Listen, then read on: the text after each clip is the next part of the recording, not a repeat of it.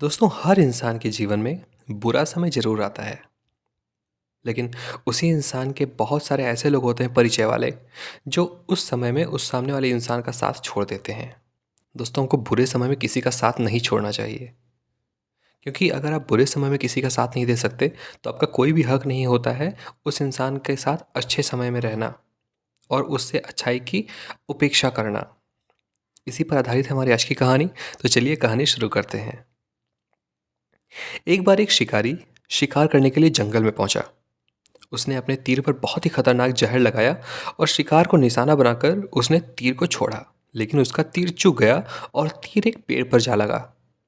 वो पेड़ बहुत ही हरा भरा और बहुत सारे तोते उस पेड़ पर रहा करते थे।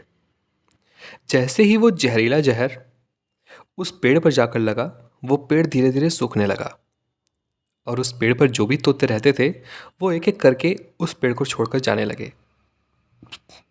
उस बड़े से पेड़ पे एक कोटर में एक बहुत ही बूढ़ा तोता रहता था, जो बहुत ही धर्मात्मा और अच्छे मन का था।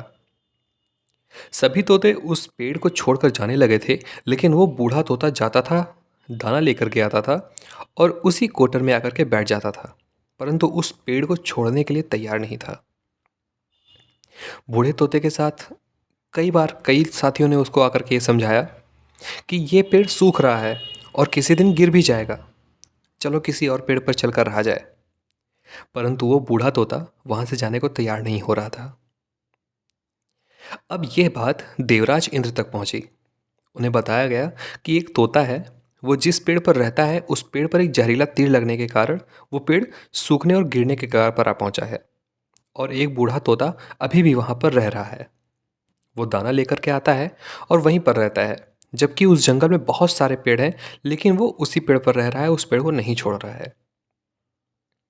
देवराज ये बात सुनकर उस तोते के सामने प्रकट हुए और उसने उस बूढ़े तोते से कहा कि आप बहुत धर्मात्मा हैं, बहुत ही अच्छे मन के हैं, लेकिन आप इस पेड़ को छोड़ करके किसी और पेड़ पर चले जाइए, क्योंकि यह पेड़ कुछ ही दिनों में गिर जाएगा।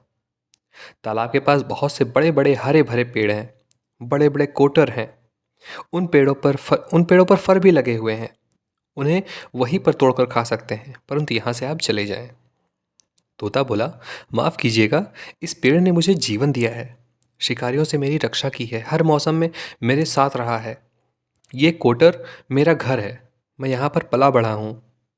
इस पेड़ को छोड़कर कैसे जा सकता हूँ? इस पर संकट आया है तो क्या मैं इसे छोड़कर चला जाऊँ? मैं ऐसा कभी नहीं कर सकता। देवराज इंद्र तोते की इस बात से बहुत प्रसन्न हुए। उन्होंने तोते से कहा, मैं आपकी इस बात से बहुत खुश हूँ, मांगो जो आपको मांगना हो। उस बूढ़े तोते ने कहा, मुझे बस इतना मांगना है कि जिस पेड़ ने मुझे जन्म दिया, जहाँ मैं रहा पला बढ़ा, जिसे आप मेरा जन्मभूमि कह सकते हो, आप इसे फिर से वैसे हरा भरा कर दो जैसा ये था। देवराज इंद्र ने अमृत से उस पेड़ को सींच दिया और पहले की तरह हरा भरा कर दिया।